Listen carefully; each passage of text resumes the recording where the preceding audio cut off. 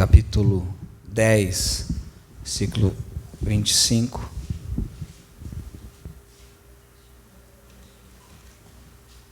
Confesso que foi uma cena linda observar a igreja adorando ao Senhor. E o Senhor encheu meu coração com uma convicção que eu sei, já conhecia, afinal era bíblica, mas que realmente o Senhor ama muito a nossa igreja. O Senhor ama muito cada um de vocês. E o Senhor tem um carinho enorme por nós. Saibam disso sempre. Não merecemos estar aqui. Não merecemos cultuar ao Senhor. Mas Ele nos ama. Ele é benigno, tardio em irar-se. Isso é a nossa confiança. Hebreus capítulo 10, versículo 25. E hoje o tema é: você precisa da igreja local. Assim que eu vencer meu inimigo, que é esse negócio aqui, eu inicio a leitura. Você precisa da igreja local. Verso 25. Não deixando nossa mútua congregação, como é costume de alguns, antes admoestando-nos uns aos outros, e tanto mais quando vedes que se vai aproximando aquele dia. Vamos orar. Senhor Deus e Pai, nós te louvamos, Senhor, pela tua graça, pelo teu amor e pela tua misericórdia, Senhor. Eu te peço, Pai, no nome de Jesus Cristo, Pai, que o Senhor aplique a mensagem aos corações aqui nesta noite, Senhor. Que o Senhor possa, com o teu Espírito Santo, nos fortalecer, nos dar compreensão, Deus, que realmente nós precisamos da igreja local, nós precisamos do Senhor se manifestando através da igreja local e precisamos uns dos outros, Senhor. Que a nossa reunião realmente seja centrada sempre em Ti, Deus, e que juntos possamos, Senhor, crescer na medida da estatura do homem perfeito até Cristo, Senhor. Nos dê maturidade, nos dê graça, Senhor. Nos ajuda, Deus, a vencer junto com os nossos irmãos nossas fraquezas, nossos temores, Deus, nossas adversidades, Senhor. Capacita essa igreja a fazer a Tua obra nessa localidade, Pai. Nos ajude, Deus, a vencer em Teu nome para a Tua glória, Senhor. Que o Senhor Deus possa aplicar isso em cada coração, Pai. Também oro, Deus, por mim, pedindo que tudo aquilo que eu falar, Deus, seja extraído do Teu texto sagrado. Que eu oro em nome de Jesus. Amém. Podemos assentar?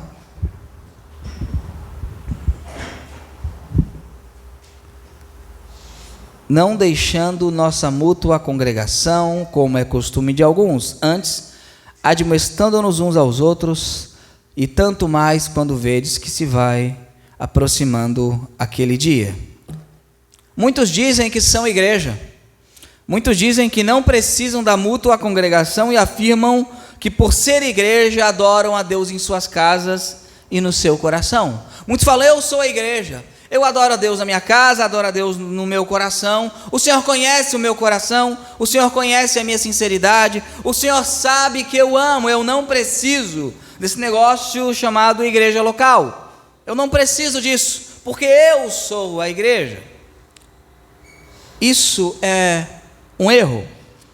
Durante a história da igreja, a gente observa, sempre houve seitas e heresias. E toda seita e heresia, todo grupo religioso sempre tentou trazer a igreja do Senhor para o seu erro, para que eles venham a congregar no seu erro. Vivemos um mundo onde é tão individualista que as pessoas têm a prática da desvangelização, que é convencer os outros a não ir mais à igreja. Note, não é convencer os outros a ir na sua igreja, é convencer os outros a não ir em local algum.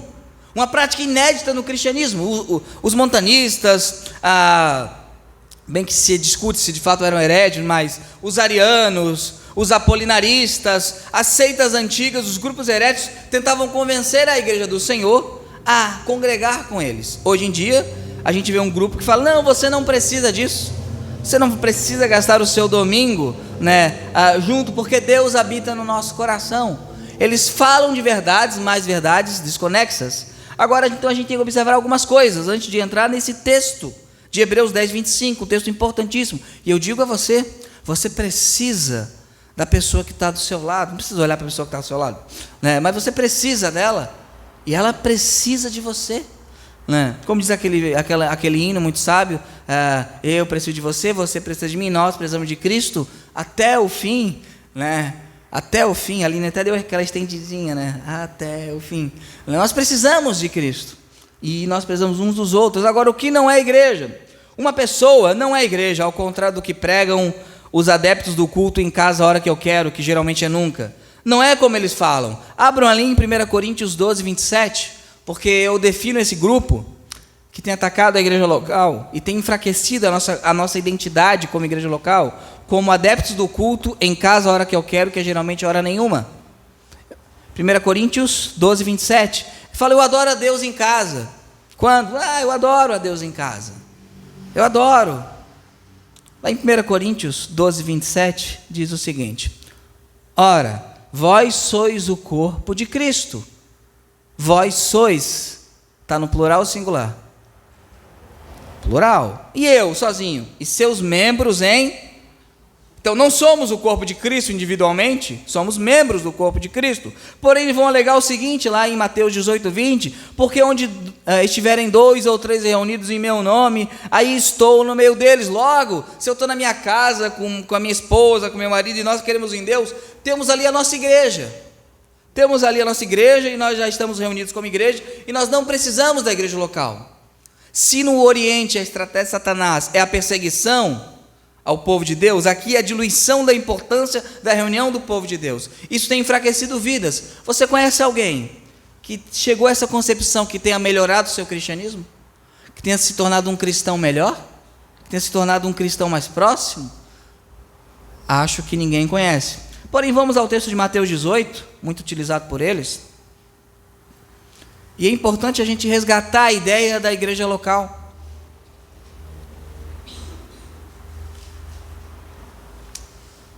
É na igreja local que as vidas são tratadas, que as vidas são transformadas. É no dia a dia da igreja local, pois leem um texto chamado a pequena igreja, a pequenina igreja, a pequena igrejinha, que é ali que funciona, ali que trabalha o Senhor no coração do seu povo, no dia a dia da igreja local. Ali em Mateus 18, 15, ao contrário do que falam os adeptos do culto em casa a hora que eu quero, que é geralmente nunca, ali em Mateus 18, 15 diz o seguinte: ora, se teu irmão pecar contra ti, vai e repreende-o entre ti e ele só, e se te ouvir, ganhasse teu irmão, mas se não te ouvir, leva ainda contigo 1 ou 2, para que pela boca de 2 ou 3 testemunhas toda a palavra seja confirmada. E se não escutar, dize-o à igreja, e se também não escutar a igreja, considera-o como um gentil e publicano. Em verdade vos digo que tudo o que ligares na terra será ligado no céu, e tudo o que desligares na terra será desligado no céu. Também vos digo que se 2 de vós concordares na terra acerca de qualquer coisa que pedirem, isso lhe será feito por meu Pai que está nos céus. Porque onde estiverem 2 ou 3 reunidos em meu nome, ali estou no meio deles. O texto aqui está tratando de disciplina na igreja local. Notemos algumas expressões que aparecem aqui no texto, antes de voltarmos ao texto base. Ora, se teu irmão pecar contra ti, vai e repreende entre ti e ele só, e se te ouvir, ganhasse o teu irmão. Temos aqui um pecado de um irmão, aí ele peca contra mim, eu vou até ele e tento convencê-lo. Se ele se corrige, se ele se arrepende, morreu a questão. Se ele não se arrepende, o que eu faço então? Vou para o segundo passo. Mas se não te ouvir, leva ainda contigo 1 ou 2, para que pela boca de 2 ou 3 testemunhas toda a palavra seja confirmada. Então o irmão leva então 2 ou 3, os mesmos versículos 20 que falam de 2 ou 3 estiver ali estarei, aqueles mesmos, para conversar com o irmão. Você errou, você falhou, você caiu, você cometeu um erro, a gente veio aqui te exortar para que você se arrependa. Olha como não dá para fazer isso na igreja do culto em casa, a hora que eu quero, que é geralmente nunca. Não dá para fazer isso. Porque ninguém vai fazer isso nesse tipo de gente. Então você chama esses 2 ou 3, e se eles não escutarem esses 2 ou 3, qual é o próximo passo? E se não as escutar, dize à igreja. E se não escutar a igreja, considera-o como gentil publicano. Ora, se os 2 ou 3 que não foram escutados são a igreja, por que então teria levar o caso à igreja, se os 2 ou 3 reunidos em nome dele é a igreja? Faz algum sentido eu falar, onde 2 ou 3 estiverem, ali é a igreja? O texto não diz isso. O texto diz que ele está presente, porque ele está presente naquela repreensão dos 2 ou 3 irmãos. Aqui a questão não é o tamanho do número de igreja, ali é uma igreja maior do que 2 ou 3. Se a igreja tiver 5 pessoas, legal, mas não é o caso. O que eles argumentam é o seguinte: olha, se eu estiver aqui com o meu amigo aqui, a gente ora ao Senhor, aqui tem a igreja do Senhor. Não, ali não existe uma igreja local, ali existe cristãos reunidos, não uma igreja local, que é outra coisa. Então essas pessoas que vão trabalhando, e é uma estratégia de Satanás muito grande, para enfraquecer a igreja local, para enfraquecer a reunião, o culto público, é uma estratégia muito perspicaz de Satanás. Eles vão, onde 2 ou 3 estiverem, ali é a igreja. Onde é que está escrito isso? Fala que o Senhor está ali. Em que sentido? Na disciplina. Como o Senhor também está quando um vai lá conversar, e quando 2 vai conversar, e se não escutarem, dize a igreja. Então o contexto ali é a disciplina, tanto na repreensão, Jesus se faz presente, quanto no desligamento. O que ligares na terra será ligado, e o que desligares será desligado. Não é uma chave mágica que você pede o que quiser e Deus dá. Não é isso. O contexto ali é a disciplina da igreja local. Dito isso, vamos ver então o que é a igreja. O James Strong, o dicionário Strong, que tem mais de 10 mil palavras, a cada palavra da Bíblia ele fez a sua concordância, tanto do hebraico quanto do grego, vai dizer que a palavra eclésia, né, é a assembleia do povo reunido em lugar público. Assembleia do povo reunido. Ou qualquer ajuntamento ou multidão, é a expressão ordinária da palavra comum. E no sentido cristão, é a assembleia de cristãos reunidos para adorar a Deus em um encontro religioso. Adorar em um lugar, em uma cidade, em uma vila. Isso é a expressão igreja. Em nenhum momento, em nenhum local, em nenhum dicionário do mundo na história, a eclesia significa uma pessoa só adorando a Deus. Eclesia literalmente é ajuntamento, assembleia, congregação. Eu sou a congregação, faz algum sentido? Não faz nenhum sentido. Então eu sou a igreja, não faz o menor sentido. A nossa declaração doutrinária também diz o seguinte: igreja é uma congregação local de pessoas regeneradas e batizadas após profissão de fé. É nesse sentido que a palavra igreja é empregada no maior número de vezes nos livros do Novo Testamento. Dito isso, já sabemos então que a igreja é o povo de Deus reunido num local para adoração ao Senhor. Isto é a igreja. Dito isso, então, você precisa entender que você precisa da igreja local. Voltando ao texto base de Hebreus 10, 25. Que nós possamos entender isso. A nossa reunião ela é uma reunião especial. Estamos fazendo uma reunião que ninguém no mundo pode fazer. Ninguém no mundo. Nenhum partido político, nenhuma time de futebol, nenhum evento esportivo. A reunião que acontece aqui é mais importante que a final e a abertura da Copa do Mundo. Ela é mais importante que o início do campeonato de Fórmula 1. Ela é mais importante que o Mundial de Clubes. Ela é mais importante que o Oscar. A reunião que aqui acontece é a coisa mais importante do mundo. Já estou dando uma dica que na Copa do Mundo não esperem mudança de horário de culto. Né? Já estou dando a dica. Né? É a coisa mais importante do mundo, o que acontece aqui. O texto fala o seguinte: não deixando nossa mútua congregação como é costume de alguns, antes admoestando-nos uns aos outros, e tanto mais quanto vedes que se vai aproximando aquele dia. Não somos adeptos do culto na minha casa a hora que eu quero, que geralmente nunca. Não somos adeptos disso. Somos adeptos do verdadeiro cristianismo, do cristianismo deixado no Novo Testamento. E por que você precisa da igreja local e precisa então se reunir? Primeiro, porque é um mandamento. Podia acabar aqui. Segundo, porque é necessário. E terceiro, porque é evidência que de fato você espera a volta de Jesus. É um mandamento, é necessário e é evidência que você espera a volta de Jesus. Começamos então pelo primeiro. É um mandamento. Não deixando nossa mútua congregação. Vivemos uma sociedade individualista que acha que tem o controle de como e quando deve adorar a Deus, onde cada um faz do seu modo, porém vemos na palavra do Senhor que o Senhor coloca imposições ao seu povo. Primeiro aqui tem um mandamento de nos reunirmos, não deixando nossa mútua congregação. Aqui é uma ordem: não deixem a mútua congregação. Se é mútua congregação, logo não posso fazer isso sozinho, obviamente. Então, não deixem a nossa mútua congregação. A palavra congregação aqui, epsinagogue, é o ato de reunirmos juntamente acrescido de uma ênfase, algo como super reunidos juntamente. Isto é, uma super reunião acima do usual. É uma reunião absolutamente importante, uma reunião acima das outras. Não é uma reunião comum. A palavra congregação aqui é epsinagogue, reunião, lugar, assembleia religiosa dos cristãos, mas a ideia é de algo muito importante, acima de qualquer coisa.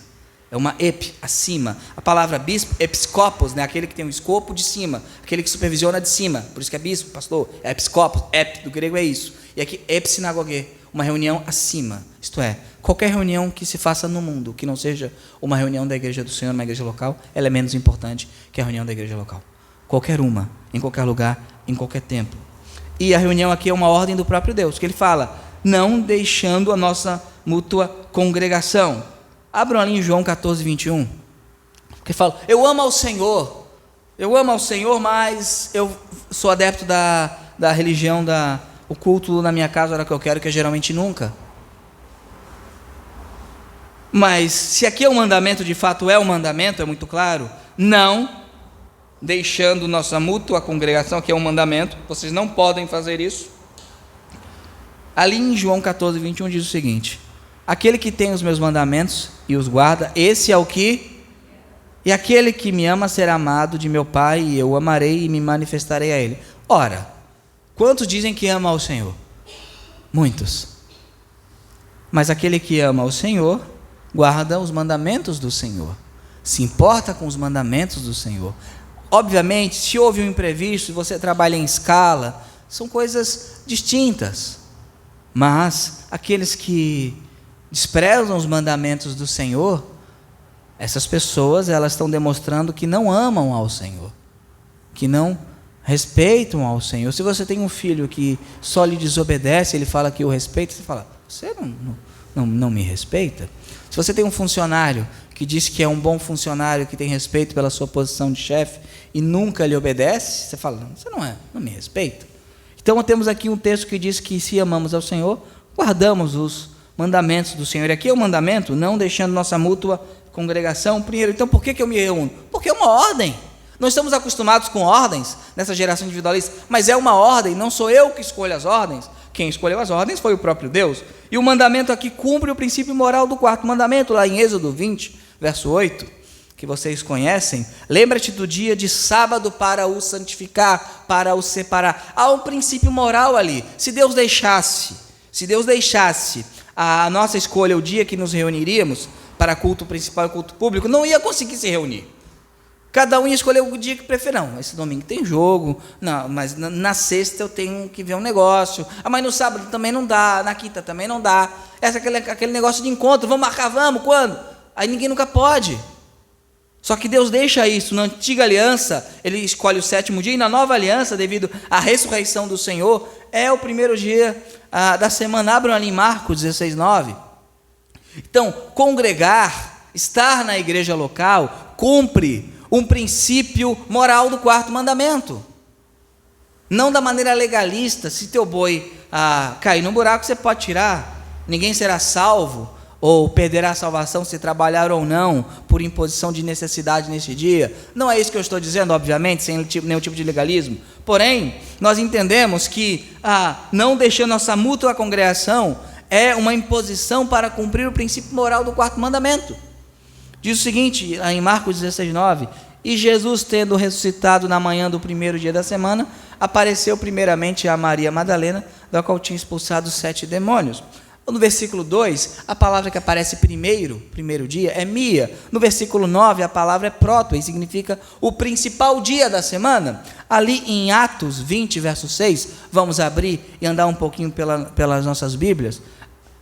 Atos 20, verso 6 e verso 7. Se Deus deixasse para a gente escolher o dia que a gente ia querer, sabe quando é que a gente ia escolher? Nunca. É aquela coisa, mas eu dou o que está no meu coração também, que eu te digo de oferta. Você acha que Deus ia deixar a gente escolher a porcentagem mínima? Né? É engraçado que o pessoal que fala isso, não, mas tem que dar segundo está no coração, tirando de contexto esse texto que é referente à oferta, não ao dízimo. É legal que o que está no coração deles nunca é superior ao mínimo que o judeu dava, né? Nunca é superior, sempre é inferior, é 0,001%, né? Eu acho bem interessante isso. Ali em Atos 20, verso 6, diz o seguinte: e depois dos dias dos pães ázimos, navegamos de Filipos, Em 5 dias fomos ter com eles a Troade, onde estivemos 7 dias. E no primeiro dia da semana, juntando-se os discípulos para partir o pão, Paulo, que havia de partir no dia seguinte, falava com eles e prolongou a prática até a meia-noite. Note bem uma coisa, ele ficou uma semana ali. Ele poderia ter feito o culto, porque ele ia viajar na segunda-feira, bem cedo, né? Navio, quem já foi viajar, e naquela época navio não vai partir meio-dia. O navio vai partir ao pôr do sol, no mínimo, se não antes, né? Então ele ia viajar bem cedo. Então ele ia dormir muito pouco. Ele não poderia ter feito o culto no sábado, na sexta, na quinta, na quarta. Seria muito melhor. Mas ele faz quando? No primeiro dia da semana. Mas ele estaria muito cansado da viagem. Ele teria que descansar. Mas o que ele priorizou? A mútua congregação. E aqui fala que eles se ajuntaram neste dia para o partir do pão. Quem? Os discípulos. Discípulos se ajunta no primeiro dia da semana. Discípulos se reúnem no primeiro dia da semana. E ali em 1 Coríntios 16, 2, então, o ato de se reunir como igreja local, ela cumpre o princípio moral do 4º mandamento.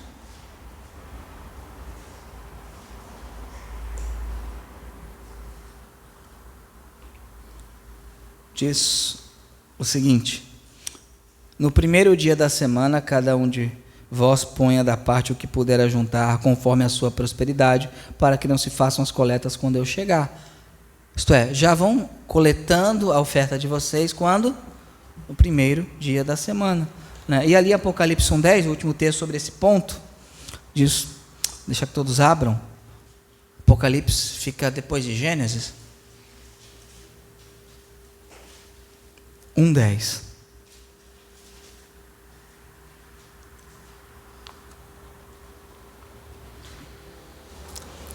Eu fui arrebatado no Espírito no dia do Senhor. A expressão dia do Senhor, Kyriak Hemera, se você for na Grécia hoje, o primeiro dia da semana é o Kyriak Hemera, é o dia do Senhor. E ela em domingo é Dies Domini. Em português, alguém sabe o que significa? Domingo. Então, no dia do Senhor, o dia que pertence ao Senhor. Muitos dizem que têm se reunido regularmente como igreja, mas se reúnem com o Luciano Huck, com o Rodrigo Faro, com a Eliana e por aí vai.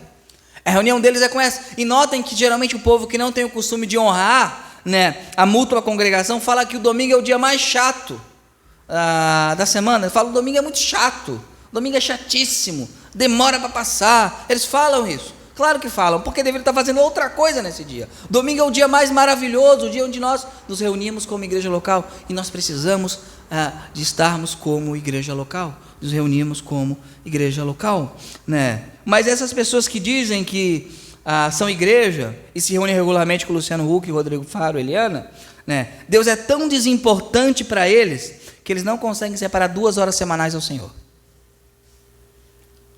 Existe um ataque deliberado contra a igreja local. Um ataque deliberado no Ocidente, dizendo que se reunir com o povo de Deus não é importante.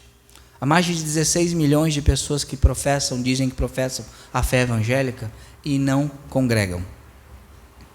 E não congregam. É um dado alarmante. Nós, batistas, em 150 anos, temos 2 milhões. Eles, em 15, têm 16. É um dado terrível. A Assembleia de Deus, a CGAGB, a principal convenção, se não me engano, tem 18. Em breve, a maior denominação desse país não será a Assembleia de Deus.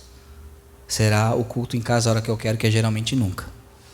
Será aí. Por que eu tenho dito isso? Porque devemos entender que é um mandamento do Senhor, né? E é um mandamento, só pode ser cumprido junto com outros.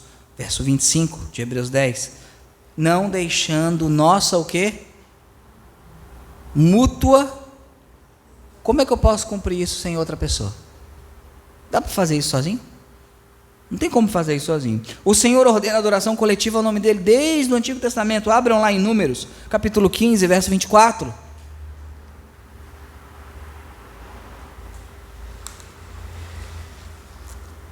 Já falei aqui algumas vezes e vou repetir.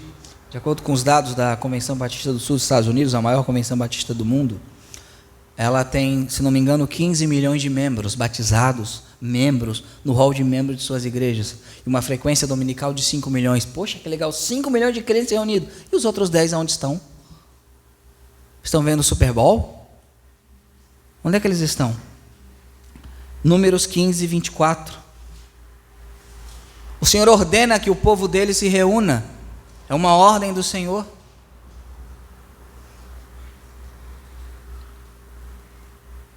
Diz o seguinte, Números 15, 24.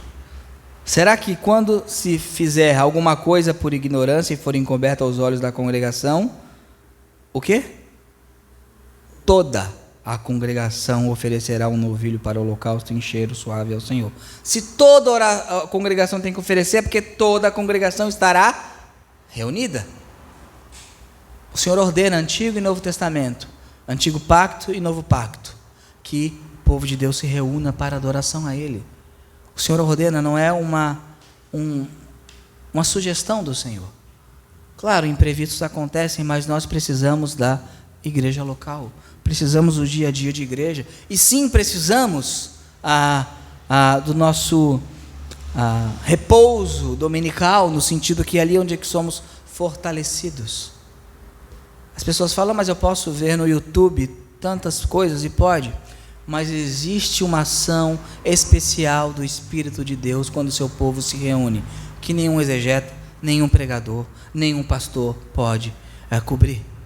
Quando o Senhor fala diretamente ao coração e trabalha ao coração do povo dele, quando o povo dele se reúne. E isso não tem tecnologia que dê jeito. Segundo ponto, que a gente aprende aqui no texto de Hebreus 10, 25. A reunião mútua, ela é necessária.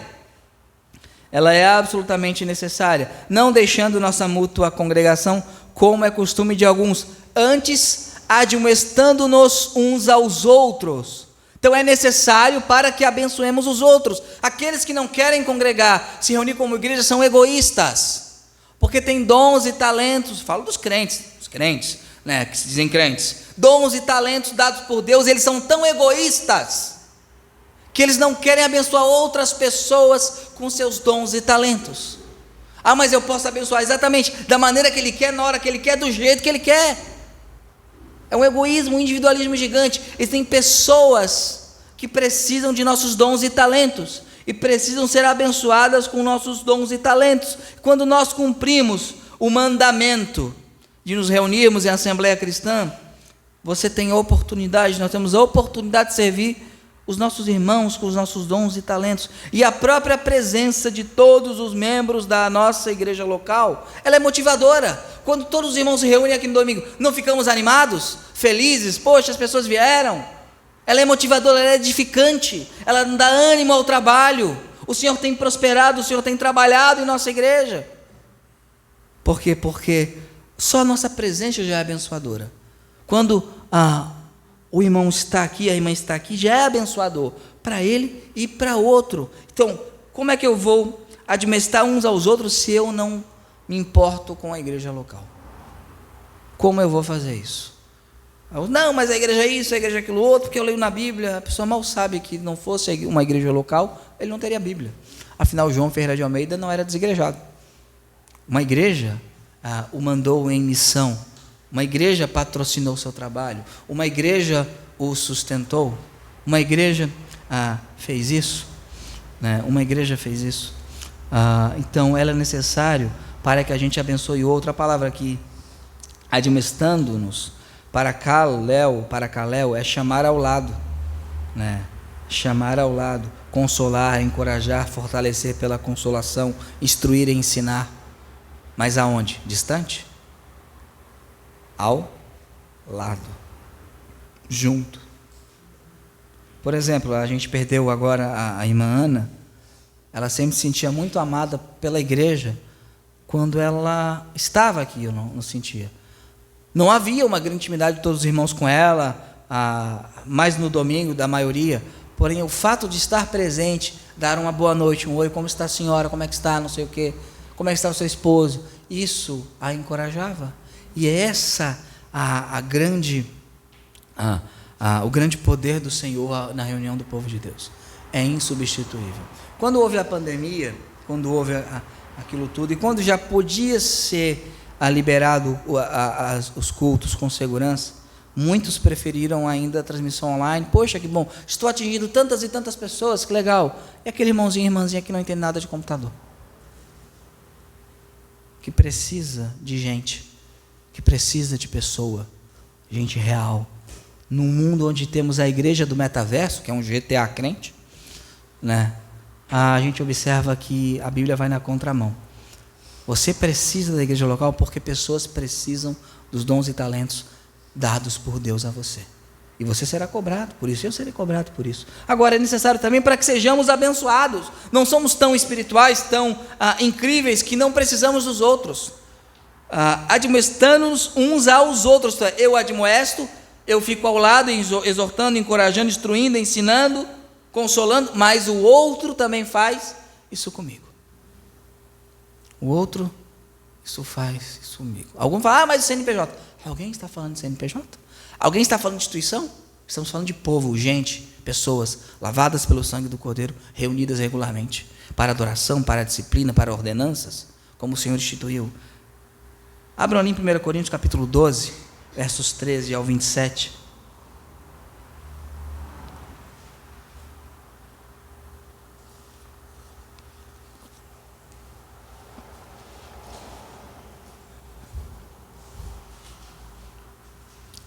Tem gente amando uma cabeça, eles amam a cabeça, não amam o corpo. É uma anomalia isso. 1 Coríntios 12, verso 13 até o 27, diz o seguinte: pois todos nós fomos batizados em um espírito, formando um corpo, quer judeus, quer gregos, quer servos, quer livres, e todos temos bebido de um espírito, porque também o corpo não é um só membro, mas muitos. Se o pé disser, porque não sou mão, não sou do corpo, não será por isso do corpo? E se a orelha disser, porque não sou olho, não sou do corpo, não será por isso do corpo? Se todo o corpo fosse olho, onde estaria o ouvido? Se todos fossem pastores, quem é que seria pastoreado? Né? Se todos fossem ovelhas, quem é que pastorearia? Se todo fosse ouvido, onde estaria o olfato? Mas agora Deus colocou os membros do corpo, cada um deles como quis. O Senhor decide, o Senhor escolhe, é o Senhor que faz. E se todos fossem um só membro, onde estaria o corpo? Onde estaria o corpo? Olha como precisamos uns dos outros. Assim, pois, há muitos membros, mas um corpo. E o olho não pode dizer à mão, não tenho necessidade de ti, nem ainda a cabeça aos pés, não tenho necessidade de ti. E é isso que muitos fazem, eu não preciso, eu não tenho necessidade. Eles acham que são um grande pé gigante. Um grande pé gigante é só um grande pé gigante. Não é corpo, ainda é só um grande pé gigante. Antes, os membros do corpo que parecem ser os mais fracos, são muito mais necessários. E os que reputamos serem menos honrosos no corpo, a esses honramos muito mais. E aos que em nós são menos decorosos, damos muito mais honra. Porque os que em nós são mais nobres não têm necessidade disso, mas Deus assim formou o corpo, dando muito mais honra ao que tinha falta dela. Até a nossa autoestima é trabalhada no convívio da igreja local. As nossas relações vão nos maturando, para que não haja o quê? Divisão no corpo, mas antes tenham os membros igual cuidado uns dos outros. Aqueles que congregam consigo mesmo em casa, que é geralmente nunca, não cuidam uns dos outros, só se preocupam com eles, com seus sentimentos, com suas mágoas, com suas decepções. Eu. De maneira que, se um membro padece, todos os membros padecem com ele. Se um membro é honrado, todos os membros se regozijam com ele. Ora, vós sois o corpo de Cristo e seus membros em particular. O que o Senhor está dizendo aqui? Que nós precisamos uns dos outros, para benefício uns dos outros. E não temos o direito de falar, não necessito de ti. Note bem, eu falar para um irmão, eu não preciso de ti, já é pecado. Quando eu falo para a igreja inteira, eu não preciso de vocês. Eu não preciso de vocês. E ela é necessário, a mútua congregação, a igreja local, porque nos previne da apostasia. O verso 25, não deixando nossa mútua congregação, como é costume de alguns. Não é nada novo. Não existe heresia nova. Aqui estavam voltando ao judaísmo, né? abandonando a fé cristã por causa da perseguição e voltando ao judaísmo. Então alguém estava deixando a mútua congregação, como era costume, prática. Costume é prática, não é um dia você não pôde ir, você saiu de férias, você ficou doente, você quebrou a perna. Não é isso, é prática. Costume, qual o costume? Abandonar a congregação. Isso é prática. O versículo 26 mostra que o abandono ao culto público é um pecado deliberado. A gente acha que a pessoa não está na igreja, mas não está desviada. A gente fala isso, né? A gente acha isso. Porque não está adulterando, está isso. Abandonar o culto público, se acostumar a não ir no culto público, é um pecado deliberado. É desprezo à igreja do Senhor. Não estou dizendo em momentos que você por algum motivo não pode ir, mas a prática de não mais congregar é um pecado deliberado. Verso 25: não deixando nossa mútua congregação, como é costume de alguns, antes admoestando uns aos outros, e tanto mais quanto vedes que vai se aproximando aquele dia. Por quê? Por que eu não posso deixar de congregar mutuamente? Porque se voluntariamente, depois de termos recebido o conhecimento da verdade, já não resta mais sacrifício pelos pecados. Por que não resta? Porque não há arrependimento. Jesus vai morrer de novo? Não há arrependimento. Eu conheço a verdade, eu sei da verdade. E todo mundo que cultua em casa, quando quer, que é geralmente nunca, conhece a verdade. Notem que eles não vão evangelizar os que não vão na igreja, para que não vão na igreja. Eles fazem, tentando tirar os outros, para que eles possam amenizar a sua própria consciência de não mais estar com o povo de Deus. Aqui fala, porque se pecarmos voluntariamente, embora o apóstolo aqui tenha certeza que não era o caso dos crentes, ao qual ele estava escrevendo, o versículo 39 do capítulo 10, vamos ler.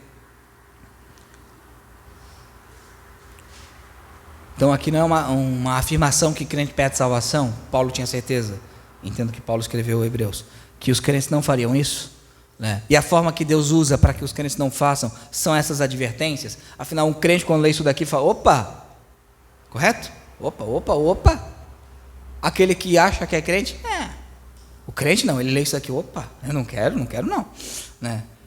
Verso 39, nós, porém, não somos daqueles que se retiram mas daqueles que creem para conservação da alma. Notem, retirar e crer, se você crê, você não se retira. Agora que eles se retiraram, estão pecando deliberadamente, qual é o contexto aqui? É abandonar a congregação, a gente acha que o abandono à congregação, o abandono à reunião da igreja, o abandono ao povo do pacto, da aliança, é menos grave que o adultério.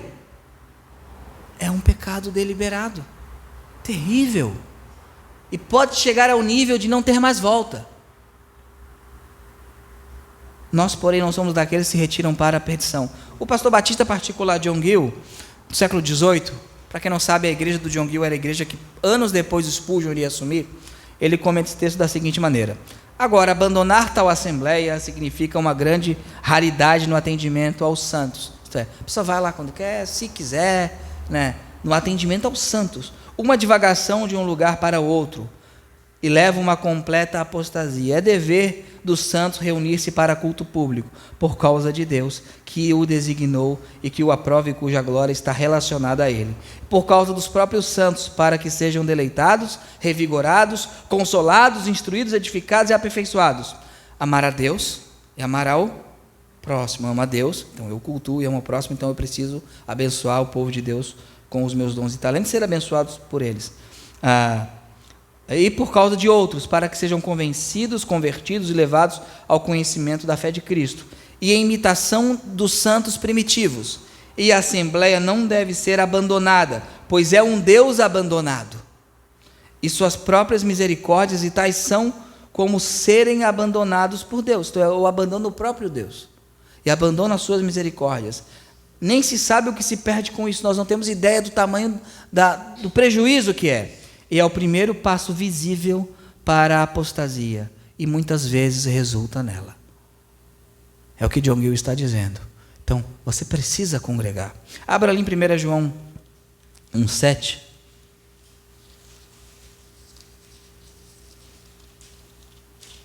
E note também aquela pessoa que vive brincando de se desviar, sempre fica se desviando. Já notaram também? A pessoa fica 6 meses aqui, depois não vai mais, depois 6 meses, depois não vai mais, depois não vai mais. Ela passa anos assim. Anos assim. O que tem mais de fazer? Cristo morrer novamente? Aí 1 João 1,7.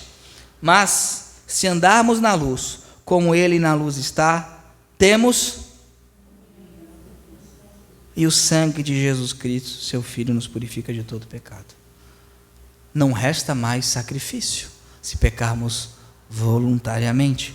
E para fechar, a terceira verdade expressa nesse pequeno versículo, é evidência que você espera a volta de Cristo. Como assim? Você já viu? É muito pouco, e os que falam até da boca para fora talvez falam. Você já viu o desigrejado falar da volta de Cristo? É raro, né? Muito raro.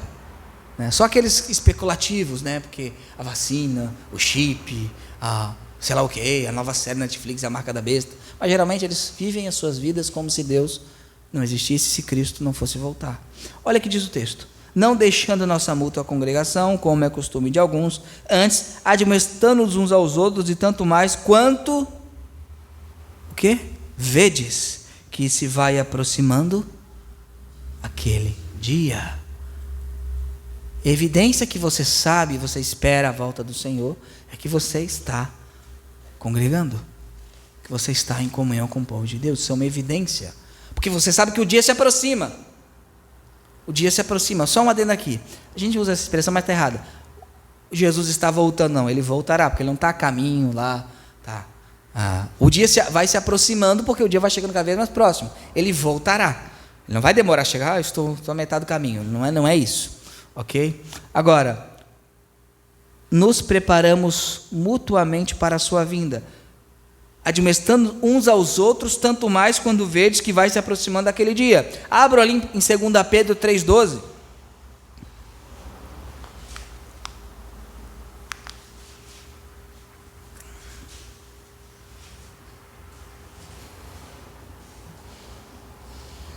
2 Pedro 3,12.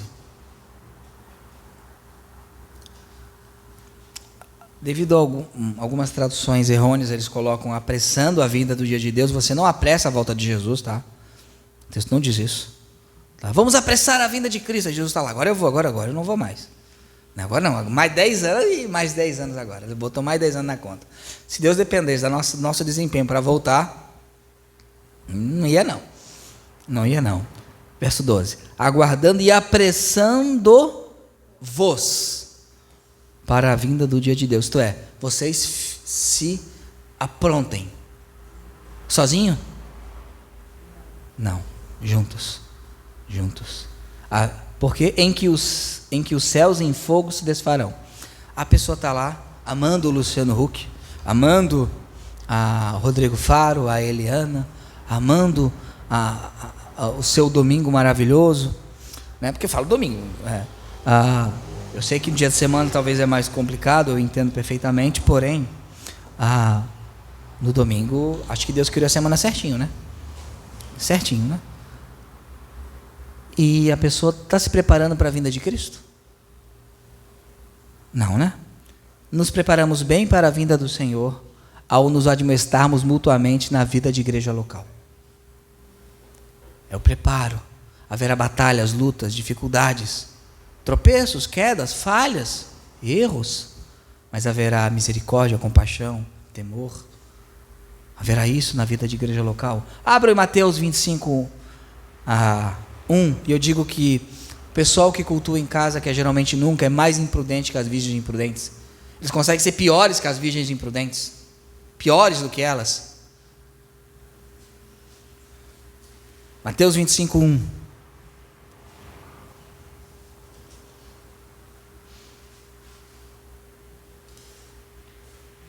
Diz o seguinte: então o reino do céu será semelhante a 10 virgens que, tomando as suas lâmpadas, saíram ao encontro do esposo.